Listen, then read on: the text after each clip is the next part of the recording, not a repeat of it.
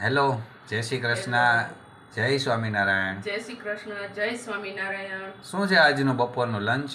આજના લંચમાં છે આપણે દૂધી બટેટાનું શાક, ટીંડોરા મરચાંનો સંભારો, કેરીનો રસ છે, બાજરાનો રોટલો અને રોટલી. ઓહો, વાહ, ફૂલ જમવાની મેનુ. મજા પડશે. યસ, વાહ વાહ, ચાલો તો બનાવીએ. ચાલો. હવે આપણે ટીંડોરાના સંભારાનો વઘાર કરીએ. એના માટે મેં તેલ ગરમ કર્યું છે. તેલ ગરમ થાય એટલે આપણે રાઈ મેથી એમાં એડ કરવાના છે.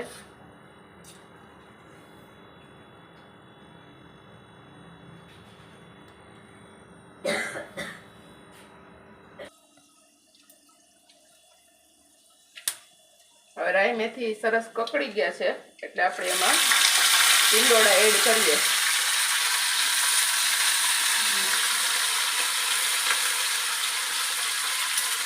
હવે થોડા હલાવી લેવાનો છે સંભારો.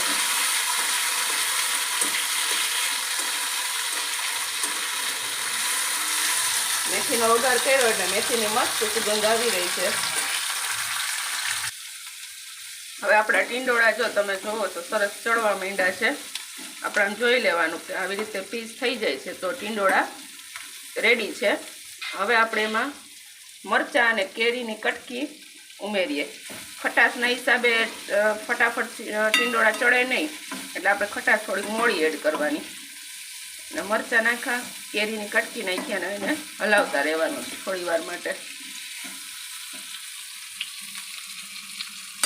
હવે જો આપણો સંભારો તૈયાર થવા માંડ્યો છે, હવે ચડી ગયો છે. પણ આપણે કેરીને જે ખટાશ ઉમેરી એને ખટાશને દૂર કરવા આપણે ચપટી એક ખાંડ એડ કરશું એટલે ખટાશ દૂર થઈ જાય અને ખાટો મીઠો આપણો સંભારો તૈયાર થાય.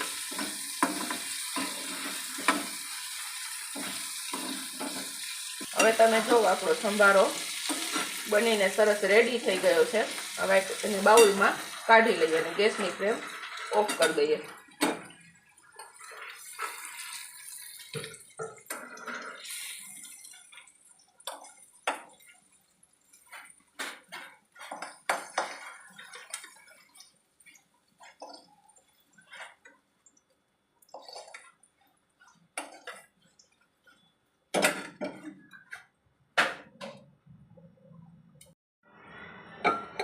હવે આપણે બનાવીશું દૂધી બટેટાનું શાક. તો દૂધી બટેટાનું શાક બનાવવા માટે સૌપ્રથમ ગેસની ફ્લેમ ઉપર કુકર મૂકી દીધું છે.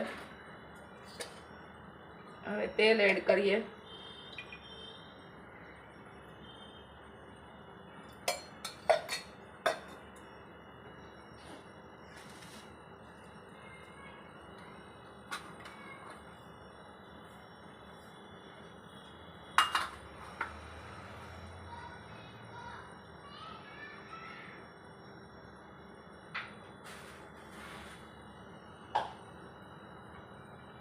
હવે વઘાર માટે આપણે ચપટી રાઈ જીરું લેશું. રાઈ સરસ તતડી જાય પછી જ દૂધી બટેટા એડ કરવાના છે.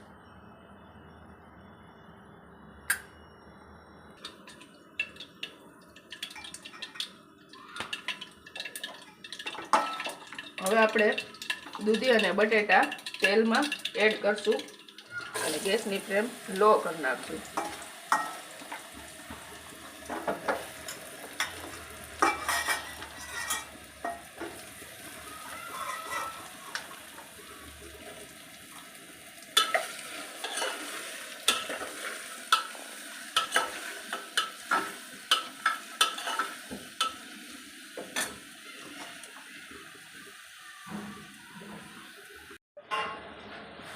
હવે આપણે તેલમાં હળદર,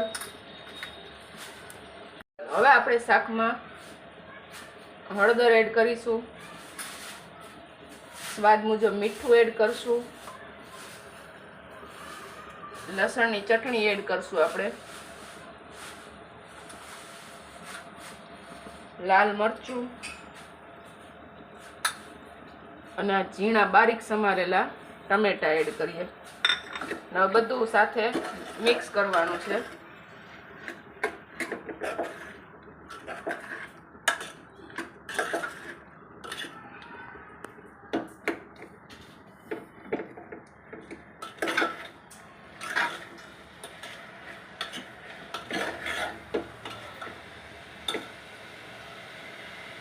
બધું સરસ રીતે મિક્સ થઈ ગયું છે એટલે હવે આપણે એમાં થોડું પાણી એડ કરશું. પણ દૂધીનું શાક છે એટલે પાણી થોડુંક જ એડ કરવાનું છે.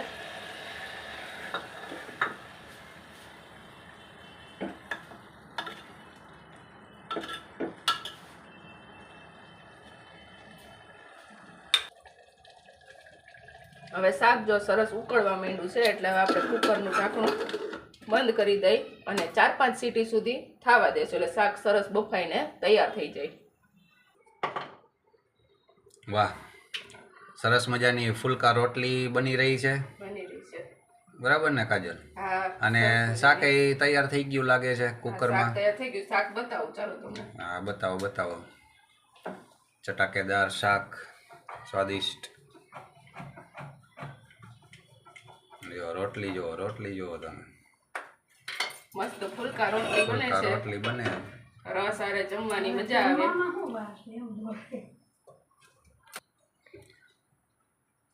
ચાલો હવે આરે આપણે શાકને બતાવી દઈ. શાક બનીને રેડી છે જુઓ તમે. વાહ, સરસ મજાનું દૂધી બટાટાનું શાક. હવે એમાં ધાણા જીરું એડ કરીએ અને શાક જુઓ તમે સરસ લચકા જેવું શાક બન્યું છે અને જમવાની મજા આવે એવું.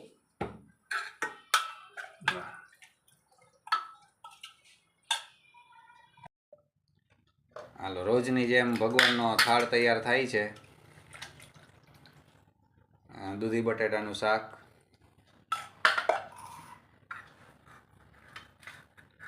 આપણે સંભારો બનાવ્યો તો એ ટીંડોરા મરચાં કેરીનો સંભારો, ફુલકા રોટી,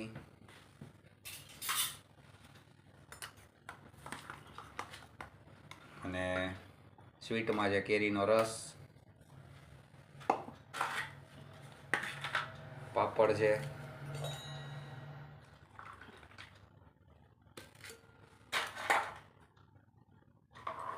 અને કાઠિયાવાડીઓને પ્રિય એવી મસાલા છાશ. તો હવે આપણે આ થાળ ભગવાનને ધરાવીએ.